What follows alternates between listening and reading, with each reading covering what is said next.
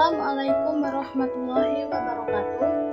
Perkenalkan, nama saya Cynthia Mandari Putri, NPM 2001081013, jurusan Tadris Biologi kelas B. Dan yang terhormat, Bapak Triandri Setiawan, MPD, selaku dosen pengampu mata kuliah Fisiologi Tumbuhan.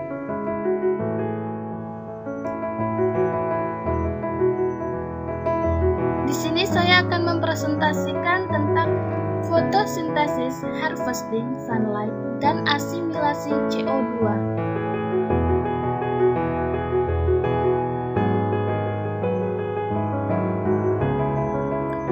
Fotosintesis adalah dasar fundamental dari kompetisi keberhasilan pada tumbuhan hijau, dan organ utama sintesis foto pada tumbuhan tingkat tinggi adalah daun. Pada tumbuhan tingkat tinggi dan ganggang hijau, reaksi fotosintesis terjadi di kloroplas. Kloroplas menangkap energi radiasi dari sinar matahari dan melestarikan sebagian dalam bentuk kimia yang stabil.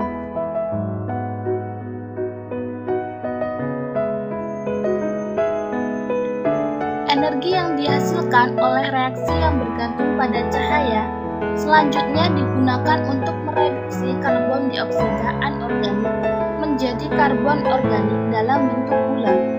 Baik karbon dan energi yang dilestarikan dalam gula itu kemudian digunakan untuk membangun pesanan dan struktur yang membedakan organisme hidup dari lingkungan anorganik. Daun adalah fotosintesis yang memaksimalkan penyerapan cahaya. Jaringan fotosintesis terletak di antara dua lapisan epidermis dan diidentifikasi sebagai jaringan mesofil. Jaringan fotosintesis bagian atas umumnya terdiri dari 1-3 lapis sel mesofil palisade.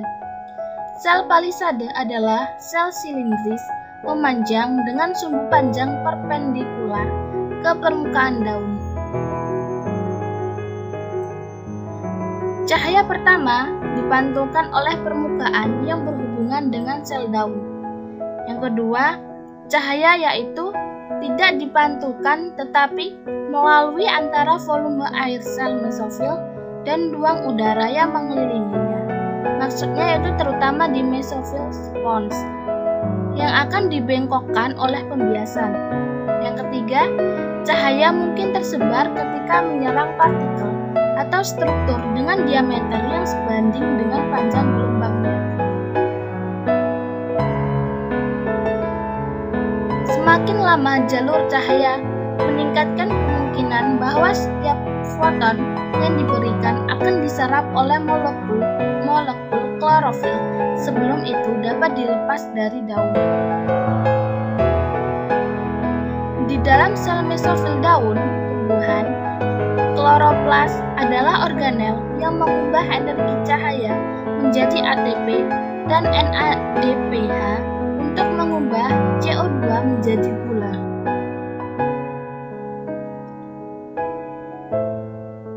Ya, di samping ini yaitu diagram sederhana yang menggambarkan bagaimana sifat optik daun membantu mendistribusikan kembali cahaya yang masuk dan memaksimalkan intersepsi oleh klorofil.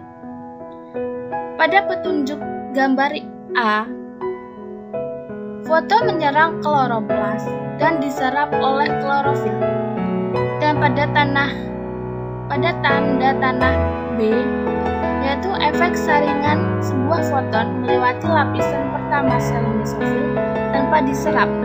Dia dapat diserap di lapisan sel berikutnya atau melewati daun yang akan diserap oleh daun lain di bawahnya. Dan tanda panah pada gambar C, yaitu sifat planokonveks sel epidermis menciptakan efek lensa mengarahkan cahaya yang masuk ke kloroplas sepanjang dinding lateral sel palisade. Dan tanda panah yang gambar D, yaitu panduan cahaya memengaruhi karena indeks bias sel lebih besar dari udara. Cahaya yang dipantulkan pada antarmuka sel udara mungkin disalurkan melalui lapisan palisade ke spons mesofil di bawah.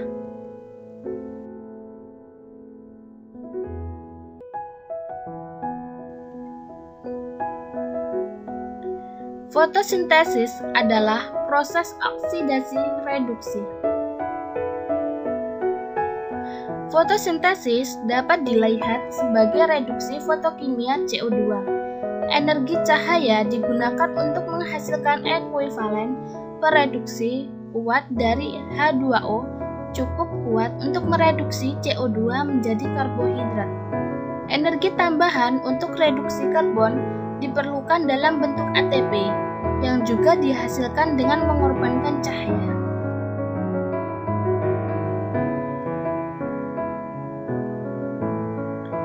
Fotofosforilasi adalah sintesis ATP menggunakan bantuan cahaya matahari. Produksi ATP yang digerakkan oleh cahaya oleh kloroplas dikenal sebagai fosforilasi foto. Fotofosforilasi sangat penting karena selain menggunakan ATP atau bersama dengan NADPH untuk reduksi CO2, pasokan ATP yang terus-menerus diperlukan untuk mendukung berbagai aktivitas metabolisme lain di kloroplas. Kegiatan ini meliputi asam amino, asam lemak, dan biosintesis pati, sintesis protein di stroma, dan transport protein.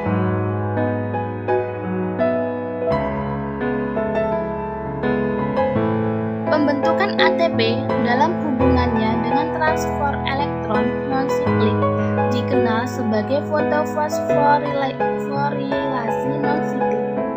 Diperkirakan bahwa fotofosforilasi siklik adalah sumber ATP yang dibutuhkan untuk aktivitas kloroplas melebihi dan di atas yang dibutuhkan dalam siklus reduksi karbon.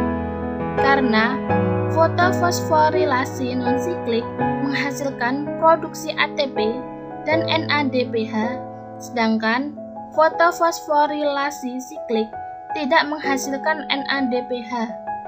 Peralihan antara fotofosforilasi siklik dan non-siklik juga merupakan mekanisme di mana kloroplas dapat mengatur rasio ATP atau NADPH stroma yang penting dalam pemeliharaan aktivitas metabolisme kloroplas. Kunci untuk konservasi energi dalam transfer elektron, fotosintesis, dan produksi ATP yang menyertainya adalah akumulasi proton yang digerakkan oleh cahaya dalam lumen.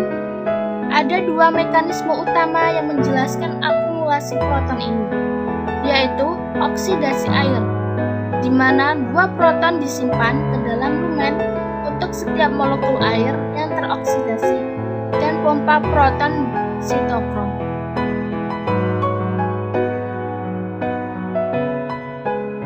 Sekian yang dapat saya sampaikan. Atas perhatiannya saya ucapkan terima kasih.